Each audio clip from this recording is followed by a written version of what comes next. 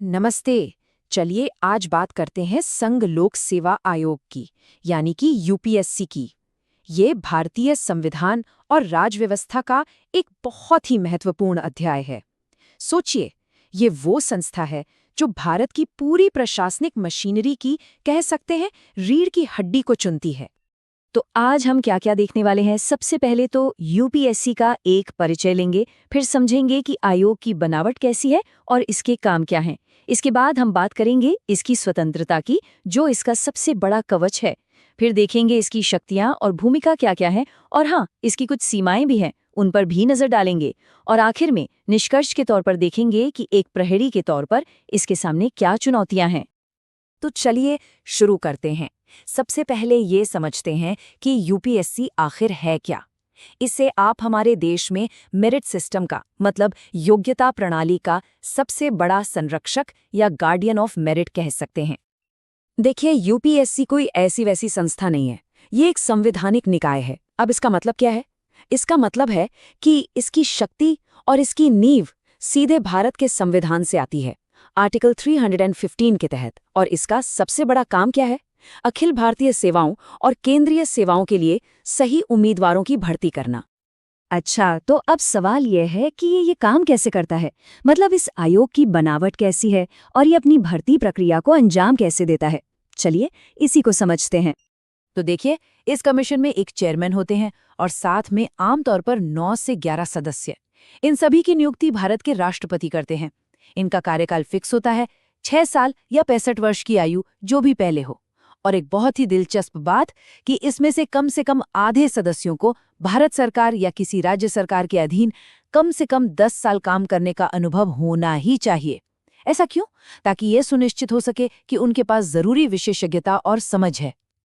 अगर हम इसकी भर्ती प्रक्रिया की बात करें तो इसके 4 मुख्य पड़ाव हैं। सबसे पहले आती है नोटिफिकेशन, जिसमें खाली जगहों और परीक्षा की जानकारी दी जाती है। फिर होता है असली इम्तिहान, जो कई स्टेज में होता है। जो इसे पार कर लेते हैं उनका होता है इंटरव्यू, जहां उनके व्यक्तित्व को परखा जाता है। और इन सब के बाद आखिर में मेरिट के आधार पर एक लिस्ट तैयार होती है, जिसे सरकार को सिफारिश के लिए भेजा जाता है। अब आते हैं सबसे जरूरी पहलू पर, और वो है यूपीएससी की स्वतंत्रता, इसकी इंडिपेंडेंस। सोचिए, एक ऐसी व्यवस्था जो पूरी तरह से योग्यता पर आधारित हो, उसके लिए ये कितना जरूरी है कि आयोग किसी भी तरह के दबाव से बिल्कुल आजाद होकर काम करे। निष्पक्षता ही इसकी नींव है। लेकिन सवाल तो यही है कि ये निष्पक्षता आती कहाँ से है? इसे सुनिश्चित कैसे किया जाता है? क्या कोई गारंटी है? जी हाँ, और इसका जवाब कहीं और नहीं बल्कि हमारे संविधान में ही दिया गया है। संविधान ने ही आयोग को, कह सकते हैं, एक मजबूत कवच पहनाया है। कैसे? पहली बात, सदस्यों का कार्यकाल और सेवा की शर्तें फिक्स्ड हैं। उन्हें कोई मनमाने ढंग से हटा नहीं सकता, मतलब राजनीतिक दबाव से सुरक्षा। दूसरी बात, आयोग के सारे खर्चे भारत की संचित निधि पर भारित होते हैं।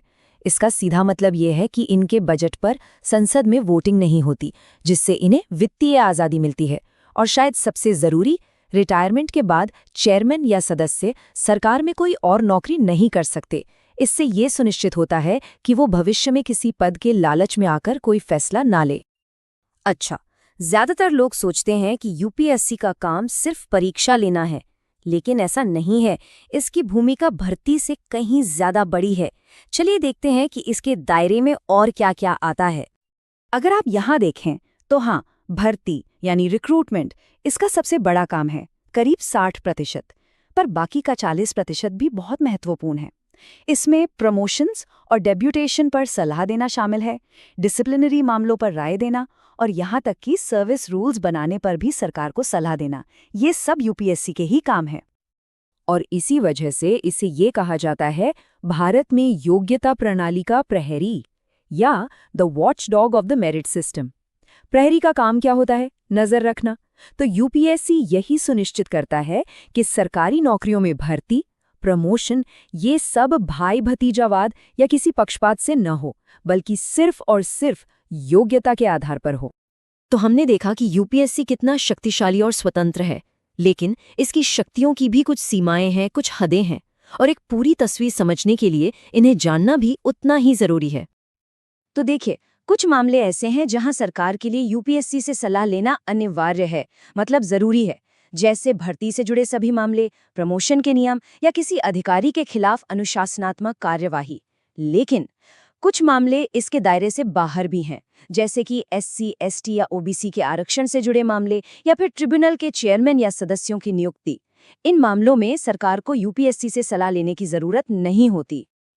और यहाँ एक बहुत बहुत ज़रूरी बात आती है, वो ये कि यूपीएससी की सिफारिशें सलाहकारी होती हैं, मतलब एडवाइजरी इन नेचर। वो सरकार पर कानूनी रूप से बाध्यकारी नहीं होती। सरकार चाहे तो उन्हें मान सकती है और चाहे तो खारिज भी कर सकती है। हाँ, लेकिन एक पेंच है। अगर सरकार आयोग की कोई सलाह नहीं मानती तो उसे संसद को इसका कारण बताना पड़ता है। तो ये एक तरह का चेक इन बैलेंस बन जाता है। तो अब हम अपने विश्लेषण के आखिर में पहुंच गए हैं। चलिए, इस प्रहरी के सामने जो चुनौतियां हैं और भविष्य का जो नजरिया है, उस पर एक नजर डालते हैं। जरा इस आंकड़े पर गौर कीजिए। हर साल 10 लाख से भी ज्यादा लोग सिविल सेवा परीक्षा का फॉर्म भरते हैं। 10 लाख? ये सिर्फ एक संख्या नहीं है, ये दिखाता है कि यूपीएससी का काम कितना विशाल है, और उससे भी ज्यादा ये उन लाखों लोगों का भरोसा दिखाता है जो अपनी पूरी जिंदगी की मेहनत इस प्रक्रिया में लगा देते हैं। ये एक बहुत बड़ी जिम्मेदारी है। और आखिर में मैं एक सवाल के साथ छोड़ना चाहूंगा। जरा सोचिए, आज के दौर में प्रशासन की जरूरतें कितनी तेजी से बदल रही हैं। टेक्नोलॉजी, इकोनॉमी, समाज सब कुछ बदल रहा है। तो ऐसे में क्या यूपीएससी को भी भविष्य के प्रशासकों को चुनने के लिए अपने तरीकों में, अपनी परीक्षा प्रणाली में समय के साथ विकसित नहीं होना चाहिए? ये एक बड़ा सवाल है जिस पर सोचना जरूरी है।